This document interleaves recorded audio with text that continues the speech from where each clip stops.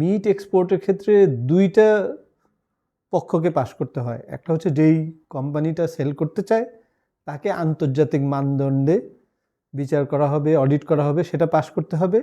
এবং সেই কোম্পানিটা যেই দেশের, সেই দেশের সরকারকেও একটা পরীক্ষা দিতে হবে। এবং তাকে একটা ফ্রেঞ্চ বেসড অর্গানাইজেশন আছে, এটার নাম হচ্ছে OIE, organisation of animal health. তাদের একটা অডিট আছে, সেই অডিটে পাশ করতে হবে, নাইলে এই দেশ থেকেই কোনো কোম্পানি এক্সপোর্ট করতে পারবে না। ওই জায়গাটা আমরা মিস করেছিলাম আমাদের স্ট্র্যাটেজিক প্ল্যানিংয়ে, এটা আমাদের পুরোপুরি জ্ঞান ছিল না।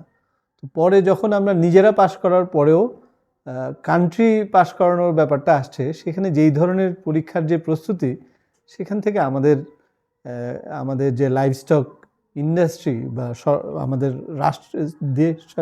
দেশব্যাপী আমাদের লাইভস্টক প্রতিপালন এবং আন্তর্জাতিক যে পরিমাপ, সেখান থেকে এত দূরে আমাদের আসলে আমরা ওই পরীক্ষায় আর বসতেই পারি নাই আমাদের সরকার। সো যে কারণে আমরা ওইটাকে অ্যাবান্ডন করে লোকাল মার্কেট এসছি। তারপরেও কিছু কিছু দেশ যেখানে আমরা নিজেরা যোগাযোগ করে সেই দেশের মিউনিসিপ্যালিটিকে বা সেই দেশের যথাযথ কর্তৃপক্ষকে আমরা ফ্লাই ডাউন করে বাংলাদেশে এনে আমরা কিন্তু অডিট পাস করেছি আন্ডার স্পেশাল কনসিডারেশন, যে ঠিক আছে তোমার দেশ এখনও পিছিয়ে আছে, তুমি তো এক্সট্রাঅর্ডিনারি ভালো, তোমাকে একটু গ্রেস পিরিয়ড দিলাম, তোমাকে কিছু সুযোগ করে দিলাম মার্কেটে পেনিট্রেশনের। সেই হিসাবে আমরা দুবাইয়ে গিয়েছিলাম, মিডল ইস্টে আরও কয়েকটা দেশে গিয়েছিলাম এবং পরবর্তীতে মালদ্বীপেও গিয়েছিলাম। কিন্তু এই রিনিউয়ালে আমাদের মতো একটা ছোট্ট কোম্পানির জন্য ওই ধরনের আরব দেশের এবং উন্নত তেল সমৃদ্ধ আরব দেশের সরকারি কর্মকর্তাদের ম্যানেজ করা is too difficult for us. তো আমরা রিনিউয়ালে আর বেশি দূর আগাই নাই। গভর্নমেন্টের জন্য চ্যালেঞ্জটা কী ছিল? সো OIE যখন অডিট করে, তারা দেখতে চায় আপনার গবাদি পশুর সংখ্যাটা কত, পপুলেশন সাইজটা কত।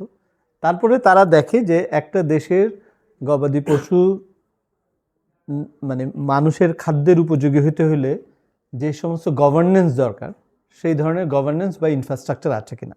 মানে কি, ধরেন যেই পরিমাণ গবাদি পশু আছে তার রেশিও অনুযায়ী সমপরিমাণ ভেটেরিনারিয়ান বা প্রাণী চিকিৎসক আছে কিনা, দেন হসপিটাল আছে কিনা, বেড আছে কিনা, এবং রোগ যখন হবে বা রোগ হতে পারে সেটার জন্য প্রিভেন্টিভ অ্যাজ ওয়েল অ্যাজ রোগ হলে আফটার ডিজিজ যে ধরনের ইন্টারভেনশন দরকার, সেই ধরনের গবাদি পশুর স্বাস্থ্য নীতি এবং স্বাস্থ্য সুবিধা আছে কিনা।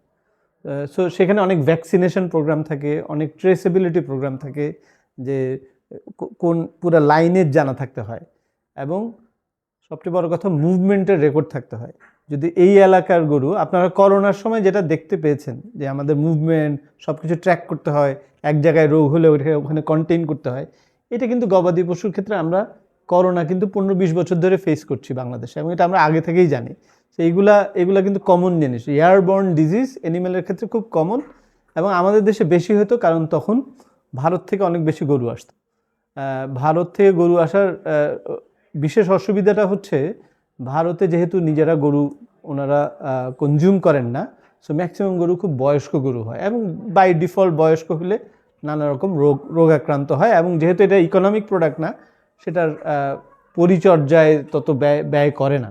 সো সেই কারণে ওই ধরনের ভারতীয় গরুরা সাধারণত, এইজেড গরুরা নানা রকম রোগ হয়, সেটা সাধারণত এয়ারবর্ন হয়। এর is a disease call foot and mouth disease বা খুরা রোগ। এইটার প্রাদুর্ভাব খুব বেশি এই অঞ্চলে, ভারত, বাংলাদেশ সব অঞ্চলে। সো ওইগুলার এগেইনস্টে নানা রকম ভ্যাকসিনেশন প্রোগ্রাম থাকতে হয় সরকারের, যেটা বাংলাদেশ সরকারের ছিল না।